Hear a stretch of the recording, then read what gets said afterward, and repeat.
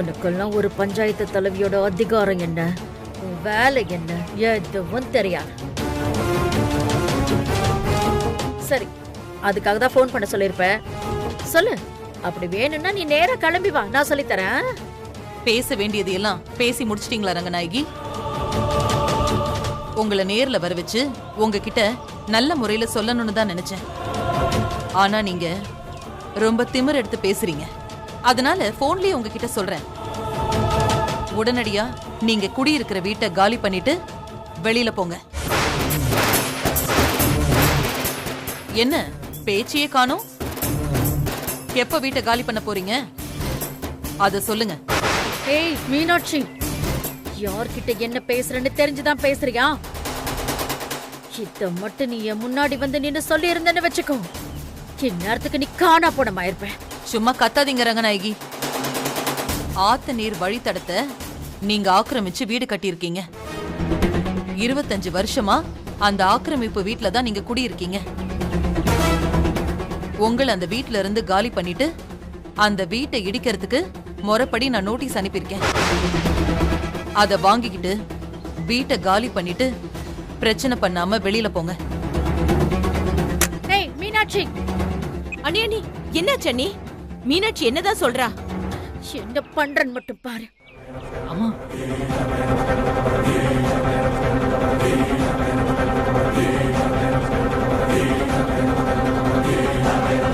அந்த நோட்டீஸ் ஓட்டுங்க, நம்ம கிளம்பணும். வாடா. என்ன அது எங்க வீட்டுக்கு போஸ்ட் ஓட்டிட்டு இருக்க? இந்த வீடு ஆக்கிரமிப்புல இருக்கு, காலி பண்ண சொல்லி நோட்டீஸ் ஓட்டுறோம். ஓ, ரங்கநாயகி அம்மா வீட்டையே நீ காலி பண்ண சொல்லுவ? இத சொல்றதுக்கு ஊருக்குள்ள யாருக்குடா தைரியம் இருக்கு? இப்பவே அந்த நோட்டீஸை கிழிச்சு போடுறேன் பாரு. ஏய், அத கிழிச்சனா போலீஸ் வரும், அப்புறம் உள்ள போய் கம்பி என்னணும், பரவாயில்லையா? ஐயோ, வாங்க நம்ம போலாம். என்ன எழுதிருக்கு?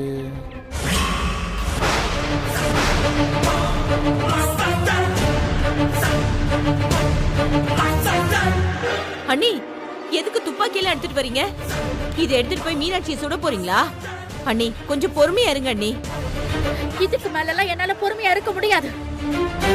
நான் கட்டின இந்த வீட்டை விட்டுட்டு என்ன வீட்டை விட்டு வெளியில போன்னு சொல்றாள் அவ. எவ்வளோ தைரியம் இருந்தா என்ன பார்த்து இப்படி ஒரு வார்த்தை சொல்லிருப்பா அவ. இனிமே அவளால ஜென்மத்துக்கு இப்படி பேச முடியாத அளவுக்கு நான் பண்றேன். அண்ணி, சொன்னா கேளுங்க அண்ணி. இப்ப வீட்ல யாருமே இல்ல, எல்லாரும் வரட்டும், அதுக்கப்புறம் கூடி பேசி என்ன பண்ணலான்னு யோசிப்போம். இதுக்கு மேல என்னத்த சரலா யோசிக்க சொல்ற? என் வீட்டை எடுக்க போறேன்னு என்கிட்ட சொல்ற அவ. அதுக்கப்புறமும் நான் சும்மா இருக்கணுமா? முடியாது.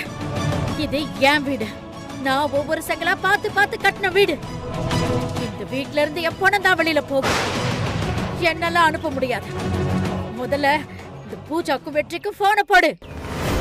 அவங்க என்ன செய்வாங்க எது செய்வாங்கன்னு எனக்கு தெரியாது. இந்த வீட்டை இடிக்க கூடாது.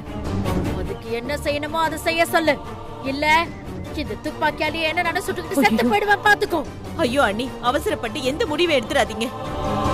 இப்பவே எல்லாருக்கும் போன் பண்ணி விஷயத்த சொல்றேன். கொஞ்சம் டென்ஷன் ஆகாம அமைதியா இருங்க அண்ணி.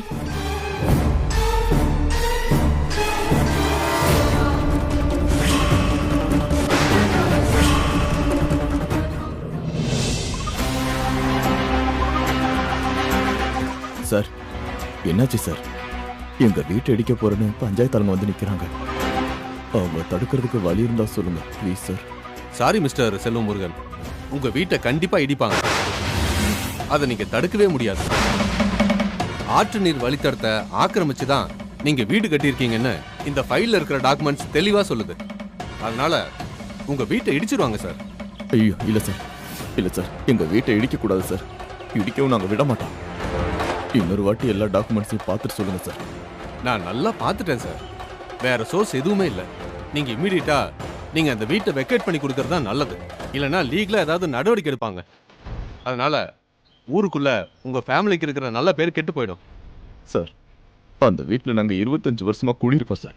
திடீர்னு வந்து வீட்டை காலி பண்ணுங்க, நாங்கள் அதை இடிக்க போறோம்னு சொன்னா எவ்வளோ பெரிய கேவலம்னு தெரியுமா சார்? எங்க கண்ணு முன்னாடி அந்த வீடை இடிச்சு தள்ளலாம், அதுக்கப்புறம் எங்களால் இந்த ஊருக்குள்ள தலை நிமிர்ந்து நடக்க முடியாது சார். உங்க ஃபீலிங் எனக்கு புரியுது. ஆனா அரசாங்கம் அதெல்லாம் கண்டுக்காது. உங்க வீடு ஆக்கிரமிப்பு செஞ்ச இடத்துல தான் கட்டியிருக்குன்னு ஸ்ட்ராங்கான ஆதாரத்தோட தான் நோட்டீஸே அனுப்பியிருக்காங்க. ஸோ இந்த விஷயத்துல என்னால் உங்களுக்கு ஹெல்ப் பண்ண முடியாது சார். என்னை மன்னிச்சிருங்க சார். நான் வரேன் சார்.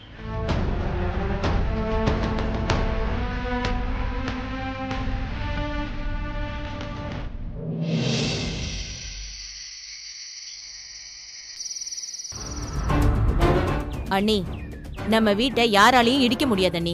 நீங்க அதை பத்தி கவலைப்படாம நிம்மதியா இருங்க அண்ணி. மா, அப்பாட்ட ஃபோனில் பேசியாச்சுமா. ஏதோ ஆஃபீஸர்கிட்ட பேசிட்டு வரேன்னு சொல்லியிருக்காருமா. கொஞ்சம் தைரியமா இருங்கம்மா. அத்தை, என்னத்த இதெல்லாம்? அந்த மீனாட்சி என்ன நினைச்சிட்டு இதெல்லாம் பண்ணிட்டு இருக்கா? அவளை முதல்ல ஏதாச்சும் ஒண்ணு பண்ணணும் அத்தை. நாளைக்கு நேரம் இந்த வீட்டை இடிச்சு தள்ள போறேன்னு அவன் நோட்டீஸ் விட்டுட்டு போயிருக்கான். அதை தடுக்கிறதுக்கு நீ என்ன பண்ணிருக்க அதை சொல்லு. அத்தை, நான் மினிஸ்டர் வரைக்கும் பேசியிருக்கேன். அவங்க விசாரிச்சு சொல்றேன்னு சொல்லிருக்காங்க. அவங்க விசாரிச்சு சொல்ற வரைக்கும் அந்த மீனாட்சி சும்மா விட்டுருவாளா? நாளைக்கே ஜேசிபி அனுப்பி இந்த வீட்டை இடிச்சு தள்ளுவான். இத பாரு பூஜா, அப்படி ஏதாவது ஒண்ணு நடந்துச்சுன்னு வச்சுக்கோ, ஏன் அதுக்கப்புறம் நான் உயிரோடயே இருக்க மாட்டேன், பாத்துக்கோ. ஐயோ அத்தை, அப்படியெல்லாம் சொல்லாதீங்க அத்தை. மீனாட்சி அனுப்பி இருக்கிற நோட்டீஸ கேன்சல் பண்றதுக்கு எல்லா வேலையுமே நான் செஞ்சுட்டு தான் வந்திருக்கேன். நீங்க கொஞ்சம் பணம் கொடுத்தீங்கன்னா அந்த நோட்டீஸ்லாம் ஒண்ணு இல்லாம பண்ணிடுறேன் அத்தை. எவ்வளவு பணம் வேணும்? 5 லட்சமா இல்ல 10 லட்சமா? எவ்வளவு வேணாலும் வாங்கிட்டு போ. ஆனா எனக்கு தேவை இந்த வீட்டை இடிக்க கூடாது. அதுக்காக என் சொத்தை அழிஞ்சாலும் பரவாயில்ல, நான் கவலைப்படுற மாதிரி இல்ல. அத்தை, இந்த பணத்தை ஒண்ணு நான் எனக்காக கேட்கல. நீங்க ஒரு 10 லட்சம் கொடுத்தீங்கன்னா அந்த வீட்டை இடிக்கிறது மட்டும் இல்லாம மீனாட்சியோட தலைவர் பதவியும் காலி பண்றேன்னு சொல்லியிருக்காங்க. ஆஃபீஸர் என்னப்பா சொன்னாரு? வீட்டை இடிக்க விடாம பாத்துக்கிறேன்னு சொன்னாரா? ஆஃபீஸரால முடியாதுன்னு சொல்லிட்டாரு. லீகலா எல்லா விஷயத்தையும் செஞ்சுட்டு தான் நோட்டீஸ் அனுப்பியிருக்காங்களாம். அதை கேன்சல் பண்ண முடியாதுன்னு சொல்றாரு. இத சொல்றதுக்கு தான் நீங்க இப்ப இங்க வந்தீங்களா? 25 வருஷத்துக்கு முன்னாடி கட்டி முடிச்சு நாம இந்த வீட்ல தான் வாழ்ந்துட்டு இருக்கோம். இது நம்மளோட கௌரவம், நம்மளோட அடையாளங்க. இது இடிச்சு தள்ளுவேன்னு அங்க ஒருத்தி உட்காந்துக்கிட்டு எனக்கு எதிராக நோட்டீஸ் அனுப்பியிருக்கா. அதை கேட்கறதுக்கு முடியாம இப்படி 2 பேரும் வந்து என்கிட்ட பதில் சொல்லிட்டு இருக்கீங்க. இது சொல்றதுக்கு உங்களுக்கு எல்லாம் வெக்கமா இல்ல? பூஜா, இப்பவே 10 லட்சம் தரேன். அந்த நோட்டீஸ ஒண்ணு இல்லாம பண்ணு. சரிங்க அத்தை.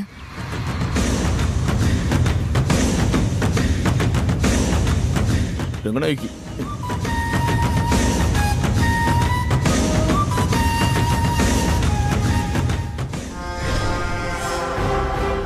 ஏய் பூஜா, நீ சொன்ன பொய்ய உண்மைன்னு நம்பி அவங்க 10 லட்சம் ரூபாய் எடுக்க போயிருக்காங்க. எடுத்துட்டு வரட்டும். அந்த பணத்தை நான் வச்சுக்கிறேன். இங்க பாரு, ரங்கநாயகி அத்தை கிட்ட பணத்தை பறிக்கிறதுக்கு இதை விட ஒரு நல்ல சான்ஸ் கிடையவே கிடையாது. நீ வேடிக்கை மட்டும் பார்த்துட்டே இரு. இந்த பணம் மொத்தத்தையும் நானே மொத்தமா அமைக்கிறேன்.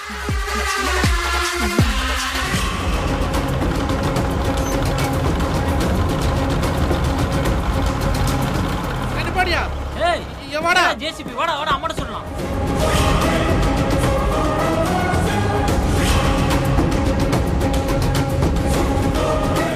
சரி பூஜா, நான் பாத்துக்கிறேன். நான் சொல்லிடுறேன். அது உள்ள இருக்காங்க. என்னடா? வெளியே ஜேசிபி வீட்டை இடிக்க வந்திருக்குமா?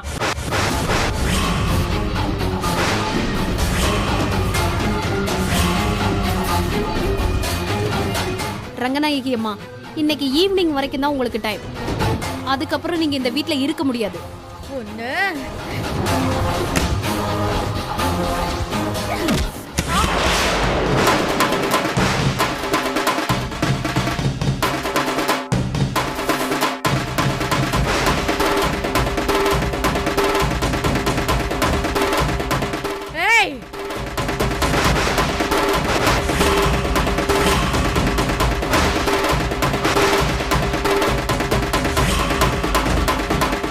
மரியாதை அங்க இருந்து ஓடி போயிடுங்க, இல்ல எல்லாரும் சுட்டு தள்ளிடுவேன், பாத்துக்கோங்க. அண்ணி, என்ன பண்றீங்க நீங்க? கொஞ்சம் அமைதியா இருங்க. சொன்னா கேளுங்கம்மா, வேணாமா? யாரும் எதுவும் பேசக்கூடாது. யாராவது பேசுனீங்க என்ன பண்ணுவேன்னு எனக்கு தெரியாது. ஏய், என்னடி உன் தலைவி என்ன பெரிய இவளா? அவ சொல்லிட்டா நான் அப்படியே வீட்டை காலி பண்ணிட்டு ஓடி போயிடணுமா? இது என் உழைப்புல கட்டின வீடு. இங்க இருந்து போக சொல்றதுக்கும் இந்த வீட்டை இடிக்கிறதுக்கும் எவளுக்கும் உரிமை இல்ல.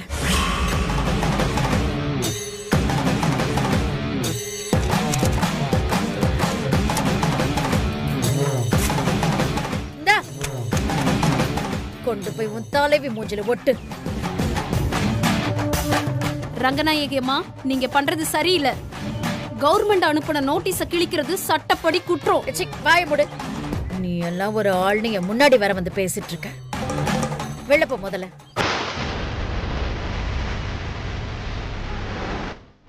என்னடி முறைக்கிற? போடி வெளில.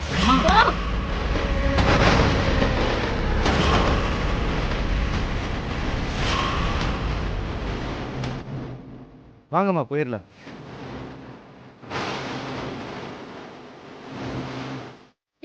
போங்கயா.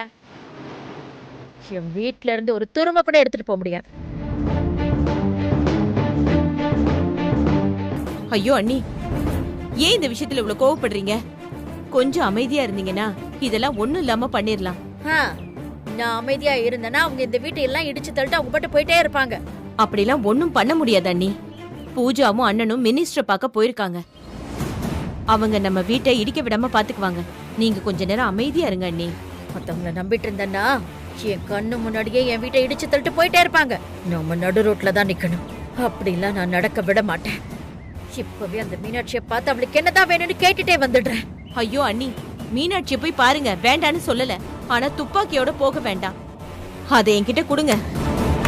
சரலா, இது என்கிட்டே இருக்கட்டும். சொன்னா கேளுங்க, என்கிட்ட கொடுங்க, நான் வச்சுக்கிறேன்.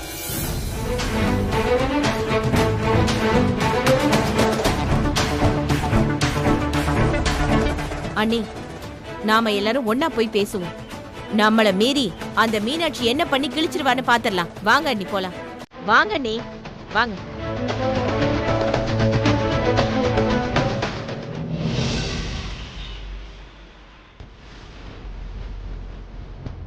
அந்த ரங்கநாயகி இவள அடிச்சிருக்கா, துப்பாக்கியை காட்டி மிரட்டி இருக்கா.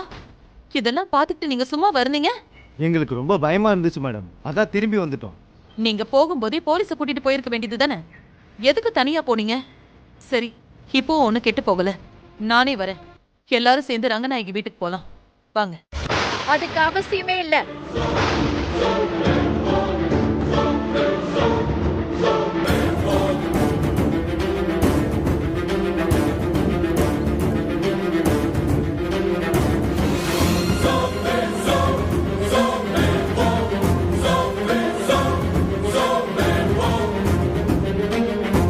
என்னமோ என் வீட்டை இடிச்சு தள்ளுவேன்னு சொல்லி நோட்டீஸ் அனுப்பியிருக்க. என்ன நினைச்சிட்டு இருக்க உன் மனசுல? பஞ்சாயத்து தலைவியானதும் உனக்கு திமிர் எடுத்து போச்சா?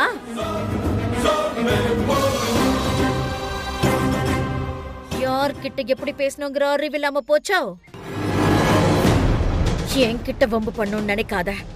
இல்ல மீறி வம்பு தான் பண்ணுவேன்னு பண்ண இருக்கிற இடமே தெரியாம பண்ணிடுவேன், பாத்துக்கோ. வார்த்தையை விடாத ரங்கநாயகி. நீ இப்ப பேசிட்டு இருக்கிறது சாதாரண மீனாட்சி கிட்ட இல்ல, பஞ்சாயத்து தலைவர் மீனாட்சி கிட்ட பேசிட்டு இருக்க. அத மனசுல வச்சுக்கிட்டு பேசு.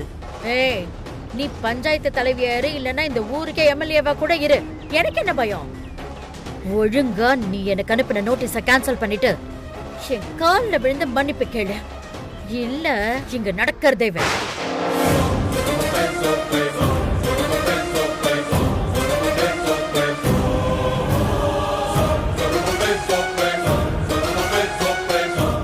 உனக்கு முன்னாடி 25 வருஷமா இந்த தலைவி போஸ்டிங்ல இருந்தபடி நானு எங்க ஆக்கிரமிப்பு இருக்கு, எங்க ஆக்கிரமிப்பு இல்லன்னு எனக்கு தெரியாதா? நீ என்னமோ புதுசா கண்டுபிடிச்சிட்ட மாதிரி என் வீடு ஆக்கிரமிப்பு வீடுன்னு சொல்லி நோட்டீஸ் அனுப்பியிருக்க. இத பாரு, உனக்கு நான் 5 நிமிஷம் டைம் தரேன். அதுக்குள்ள அந்த நோட்டீஸ கேன்சல் பண்ணி என் கையில கொடு. என்ன மிரட்டி பாக்குறியா?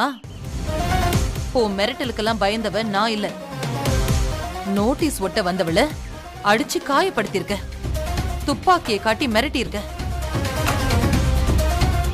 இதுக்கே உன்னை பிடிச்சி என்னால உள்ள போட முடியும் தெரியுமா? உன் திமிர் அடக்கிறதுக்கெல்லாம் நான் எதுவுமே செய்ய தேவையில்லை. இதோ இந்த ரேவதி இப்போ ஒரு கம்ப்ளைண்ட் கொடுத்தானா போதும், உன்னை தூக்கி உள்ள வச்சிருவாங்க. பாக்குறியா?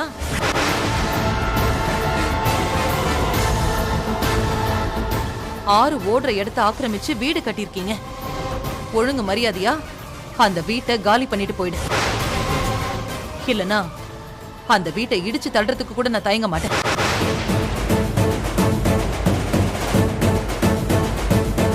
சோறு சாப்பிட்டுக்கிட்டு இருக்கிறப்போ திடீர்னு வந்து என் வீட்டை இடிச்சு தள்ளினியே. அந்த அளவுக்கெல்லாம் இறக்கம் இல்லாதவன் நான் கிடையாது. உனக்கு முறைப்படி நான் நோட்டீஸ் அனுப்பியிருக்கேன், கால அவகாசமும் கொடுத்திருக்கேன். அதுக்குள்ள அந்த வீட்டுல இருக்கிற பொருள் எல்லாம் எடுத்துக்கிட்டு நீ வீட்டை காலி பண்ணிடு. இல்லனா மொத்தமா நான் காலி பண்ணிடுவேன்.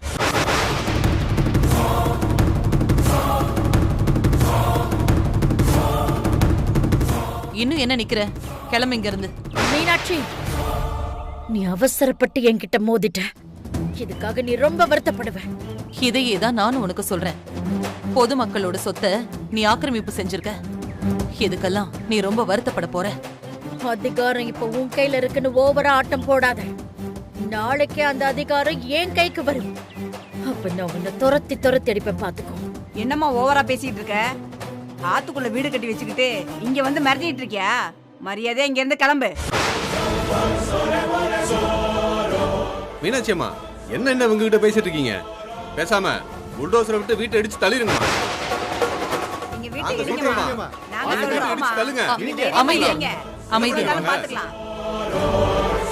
ஊர் மக்கள் எல்லாரும் என்ன சொல்றாங்கன்னு கேட்டல. நான் லேசா தலையசைச்சா போதும், இவங்களே கிளம்பி வந்து வீட்டை இடிச்சு தரமட்டமாக்கிடுவாங்க. மானம், மரியாதை, கௌரவம், அந்தஸ்து இதெல்லாம் இன்னும் காத்துல பறக்காம அப்படியே தான் இருக்கு. அது அப்படியே காப்பாத்திக்கணும்னா இப்பவே போய் வீட்டை காலி பண்ற வழிய பாரு. இல்ல அவமானப்பட்டு தான் இங்க இருந்து நீ போவ.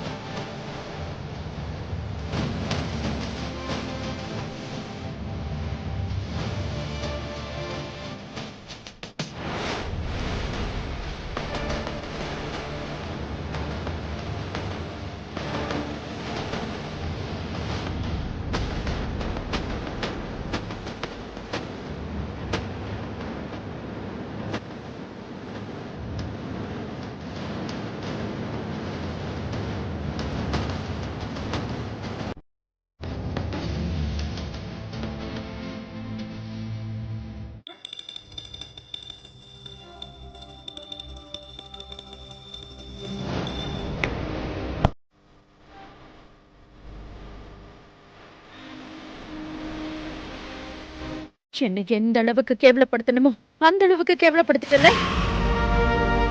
இதுக்குதான் நான் உன்னை விழுந்து விழுந்து கும்பிட்டனா? சொல்லுங்கம்மா, யாருட்டு இருக்குமா அர்ச்சனை? அர்ச்சனையும் வேணா ஒண்ணு வேணா, பேசாம போங்க.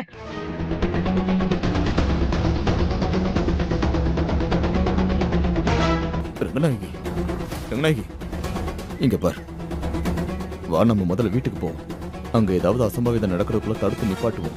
ஆமாமா, மீனாட்சி அம்மா இருக்கிற கோவத்துல நம்ம வீட்டை இடிச்சாலும் இடிச்சிருவாங்கம்மா.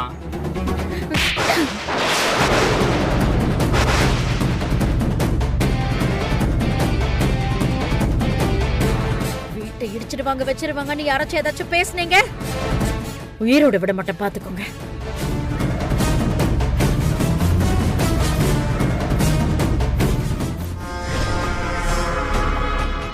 அண்ணி, அந்த மீனாட்சியை சும்மா விடக்கூடாது. பதவி இருக்கிற அதிகார திமிர்ல அவ ஆடி காட்டிட்டா. இனிமே உங்க ஆட்டத்தை நீங்க ஆடி காட்டுங்க. நீ கொஞ்சம் பேசாம இரு சரளா. எரியிற நெருப்புல எண்ணெயை ஊத்துற மாதிரி ரங்கநாயகியோட கோவத்தை நீ அதிகப்படுத்தாத. ஏன் மாமா அம்மாவை கண்ட்ரோல் பண்றீங்க? அவங்க என்ன இல்லாதது பொல்லாததையா சொன்னாங்க? பஞ்சாயத்து ஆபீஸ்ல அத்தைய அந்த மீனாட்சி எப்படியெல்லாம் அவமானப்படுத்தி பேசினா நீங்களும் பார்த்துட்டு தானே இருந்தீங்க. அவ மட்டும் இல்ல, அவளுக்கு பின்னாடி இந்த ஊர் ஜனங்களும் நின்னுக்கிட்டு அத்தைக்கு எதிரா எப்படி கோஷம் போட்டாங்கன்னு பாத்தீங்கல்ல? அத்தை, அந்த மீனாட்சி மிலிட்டரியே அமுச்சு வச்சாலும் நாம மட்டும் பயந்துடவே கூடாது அத்தை. நம்ம வீட்டை இடிக்க விடாம நாம தான் பாதுகாக்கணும். அண்ணி, உங்க அந்தஸ்து என்ன, அந்த இட்லி கடைக்காரி அந்தஸ்து என்ன? உங்க முன்னாடி அவளால நிமிர்ந்து நின்னு பேச முடியுமா? ஆனா இன்னைக்கு எவ்வளவு திமிர உட்கார்ந்து பேசுறா பாத்தீங்களா? எதனால? எல்லாம் அந்த பதவி கொடுக்கிற தைரியத்தினாலதான். அந்த பதவியில அவளை உட்கார வச்சதே தப்பு. அன்னைக்கு அவ கதையை முடிச்சிருந்தா இன்னைக்கு அவ உங்க வீட்டு மேல கை வைக்கிற அளவுக்கு வந்திருப்பாளா?